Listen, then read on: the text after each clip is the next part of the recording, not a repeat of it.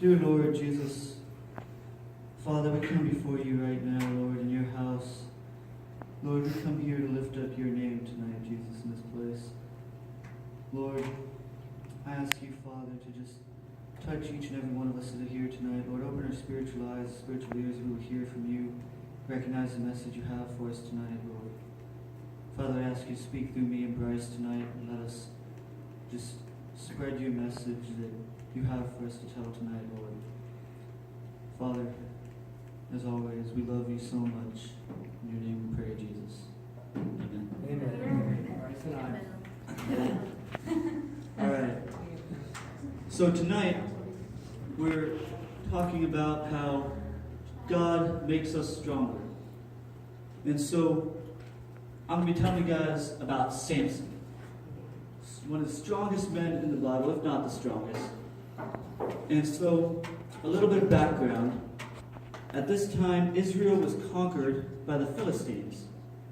And there were many different tribes and countries around Israel that were conquering them, and the Israelites would cry out to God, and God would save them. And it was just a pattern that kept happening and happening. And so this time, they're conquered by the Philistines. And when they cry out, God lifts up this man, Samson. So when he is born, he is already dedicated to God and consecrated to be a man of God. And he ends up making a covenant with God. A covenant so that he cannot drink alcohol, eat anything that is from something dead, or cut his hair. A very specific covenant to be closer to God. And so, Samson was a very interesting man. While being one of God's judges and used by God, I would not call him a godly man. Fair enough. When he was older and matured, he found this woman who was a Philistine, and he wanted her to be his wife. And so he went and he told his parents about it, and of course they're, you can't marry a Philistine. Isn't there an Israelite woman you would rather marry? There has to be. And he says, no, I want her to be my wife. Let's go get her, and I'm going to marry her. And so his parents, reluctant, however, still, he has his mind set, and so they go, and he takes them to where the Philistines are, and they stop a little ways before the city and stuff, because at this time the Philistines are the Israelites' enemies. And so Samson goes in, and right before he gets into the camp or city that the Philistines are staying in, this lion pounces at him, just attacks him out of nowhere. And it says that the Spirit of the Lord comes upon Samson, and he just tears the lion apart with nothing in his hand, with just his bare hands, just completely destroys and kills this lion. And so, after doing that, just normal day activities, he continues and goes into the town, and he finds this woman. And so he stays there for a few days, and on his way back to tell his parents, yep, I'm going to marry her. I've talked to her about it, and I've talked to her father, and I'm going to marry her. On his way back, he passes by the lion's carcass, a couple days old, and he sees that these bees have made their nest in it. Well, bees make their nest, they produce honey. And so he grabs up some honey and says, this looks nice, and starts eating it. Takes it back to his parents, gives it to them, but he never tells them that it's from the lion's dead carcass. And so he broke the first of his 3 covenants with God. And so then he goes back, and he's going to marry this woman. So he goes back a little while later, and he sets up a week-long feast for 7 days. And during this feast, there's partying, there's drinking, and so he ends up getting drunk. The second of his many screw-ups. However, he is still God's judge. He is still God's man. He has only broken 2 out of 3. God is still with him and still keeping him strong. And so he makes this deal with the Philistines that he tells them a riddle about the lion he killed, and he wagers with them that if they can't figure it out by the end of the feast, then they owe him a bunch of money. But otherwise, if they do figure it out, he owes them money. And so they end up not being able to figure it out, but they go to the woman that he's going to marry, and they force her to get the knowledge for him. They threaten her and her family. And so she gets Samson to tell her, and she tells them. So when they confront Samson about it, in his rage, he loses control and kills 30 Philistine men and brings back the money that he owed them and gives it to them.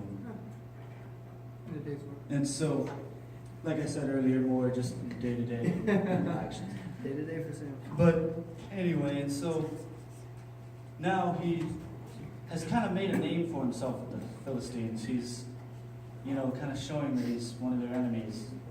But when he goes to marry this woman now, well, the woman's father actually ended up giving her to a different man. Because in Samson's rage, he left the feast and was gone for a couple of days. And so that, of course, makes Samson angry. And so he kills a whole bunch more Philistines. And so we can see that God is using him in his screw-ups, but still using him to save Israel. And so Samson then, later on, is, a few years later down the road, it says that he is in the Philistines' camp, in their, territory. And he finds this woman named Delilah that he falls in love with. Well, she's a very, we'll say, mean woman.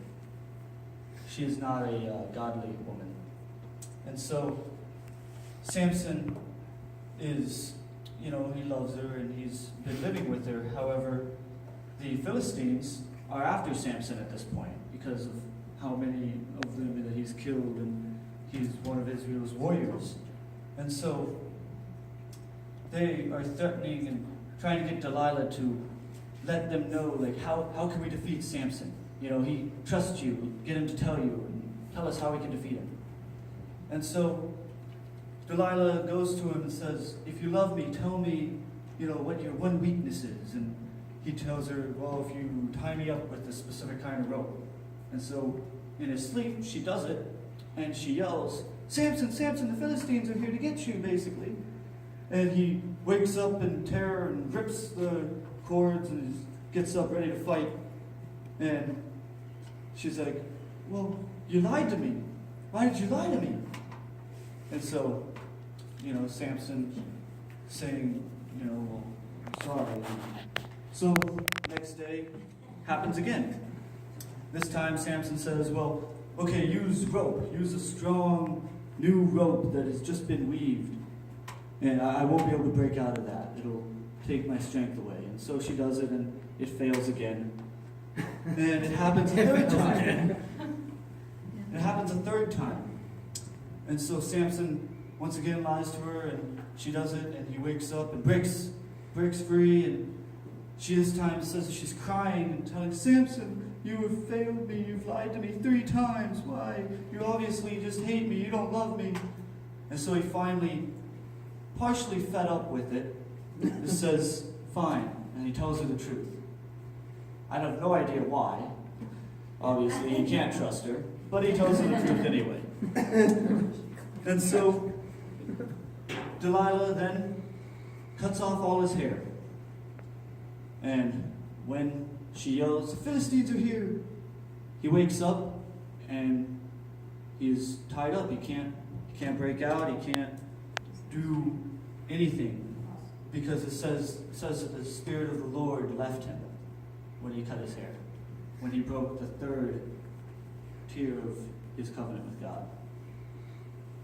And so the Philistines captured him and tortured him and basically put him up as like a trophy in their city and stuff. And about years later down the road, they've gouged out Samson's eyes, and he's older now, and he's started to grow some of his hair back. And so they're parading him around, using him as entertainment and torturing him still, just mocking him as, Israel's strongest man and stuff like that. And so Samson, being blind, he asks the little guy, the little Philistine that's leading him around, says, where are the pillars that are holding the house up, that I can lean against them? Because he's tired and been tortured.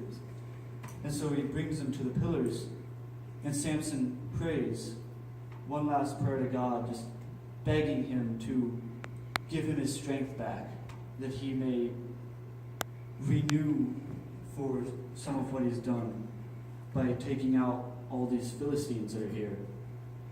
And so God hears his prayer and answers him. And it says that Samson grabs the pillars of the building and pulls them down. The building just collapses. And it says that in his death, he killed more Philistines than in his life. And so, because he realized that he needed God, he was nothing without God when he disobeyed God and broke his covenant. When he came back to God, God gave him his strength back. So let's welcome up the priest.